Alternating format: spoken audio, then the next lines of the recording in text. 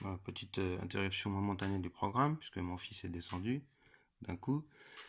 C'était pour vous montrer aussi qu'est-ce qui se passe au niveau du calculateur. Quand on est en mode démarrage, c'est-à-dire quand on est à peu près à 200 tours minute, donc je vais revenir à 200. Là, je suis à 50 tours minute. Quand on démarre le moteur, on est à peu près à 100 tours minute, je crois, quelque chose comme ça, ou 200 tours minute, je sais plus. Enfin, quand la batterie est à la pêche, bien entendu. Et là, vous voyez qu'ici, la correction de la sonde lambda donc, ne fait rien du tout. C'est-à-dire qu'en mode démarrage, il n'y a aucune correction. On ne fait que injecter en mode démarrage, c'est-à-dire en cranking fuel. Donc on envoie une certaine dose exprès, d'abord parce que le moteur est froid et en plus parce que on est en mode démarrage, c'est-à-dire qu'on ne gère pas la sonde lambda. Par contre, une fois qu'on a augmenté le régime, vous allez voir que la correction lambda commence à travailler puisqu'en fait le calculateur pense que le moteur a démarré.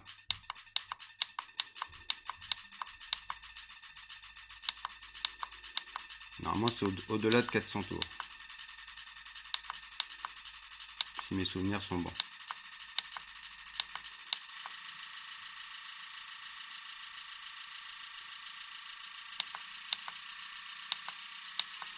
Voilà, vous voyez, 450 tours, la correction lambda, vous voyez, elle est à 29%.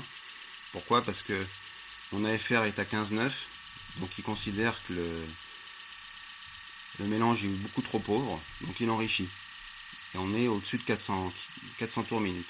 Voilà, c'est comme ça qu'il bosse le calculateur. Donc tant qu'on n'est pas au-dessus de 400 tours minute, on est en mode démarrage, donc il n'y a pas de correction lambda. Alors, bien entendu, là je vais rebaisser, mais la correction lambda va rester.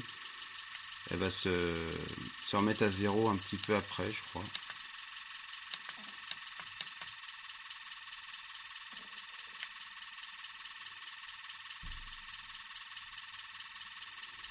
Ouais, elle va pas se remettre, je sais plus. Et après, on a le mode de fonctionnement des injecteurs qui peut varier en fonction du régime aussi. Sur des injecteurs, par exemple sur le boîtier XFI, on est ce qu'on appelle en bank-to-bank quand on démarre. Par contre, une fois qu'on a démarré, on est en séquentiel, c'est-à-dire qu'on va alimenter injecteur cylindre par cylindre, alors qu'en bank-to-bank, on va alimenter 4 cylindres par 4 cylindres. Ça améliore le démarrage à froid. Sur le EZ2FI, ce modèle-là, en fait, on a 8 injecteurs, mais en fait, ils sont branchés par paire. C'est pour ça que vous avez que 4 voyants. Et vous voyez que la séquence est particulière, hein, puisqu'on va alimenter une paire d'injecteurs par chaque côté du boîtier, ce qui va permettre d'alimenter de manière uniforme chaque trou de l'admission. Surtout sur les dual planes où il y a des conduits différents selon les cylindres. Voilà. Donc comme ça, tout a l'air d'aller. Alors le problème l'inconvénient de ce montage, c'est que comme le moteur ne tourne pas, avec la polydamper, je ne peux pas voir si je suis bien calé au niveau timing. C'est un petit peu dommage, mais malheureusement, on ne peut pas tout avoir. Déjà au moins ça permet de vérifier que tout fonctionne.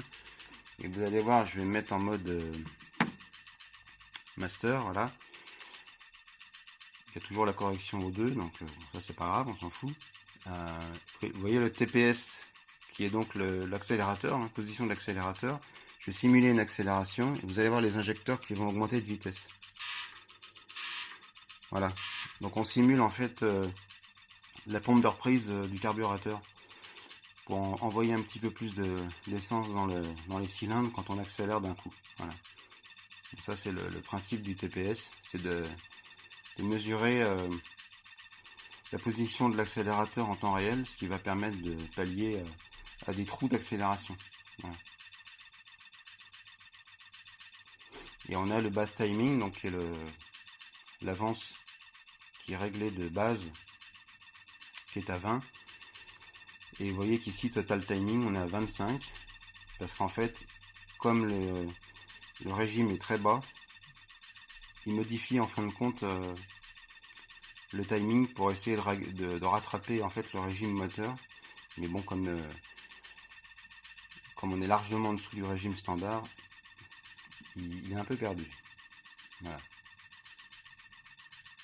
Vous voyez qu'ici on est à 20 degrés d'avance de base sur le calculateur et on a rajouté en fait 5 degrés d'avance en idle pour essayer de rattraper le régime qui est paramétré ailleurs, vous allez voir, Advanced. Donc ça doit être dans... on va essayer de faire en sorte que vous voyez mieux l'écran. Voilà. Je vais baisser un peu la... Voilà, on va arrêter ça, pas de mal. Donc Initial Timing. Voilà, donc là on a l'avance et l'allumage de base qui sur les injections est mesuré comme ça, 20 degrés. Sachant que sur le Pontiac 400 de 75, l'avance et l'allumage d'origine elle est de 16 degrés, donc on n'est pas très loin, donc ça ne va pas nous empêcher de démarrer. Ensuite, qu'est-ce qu'on a voilà.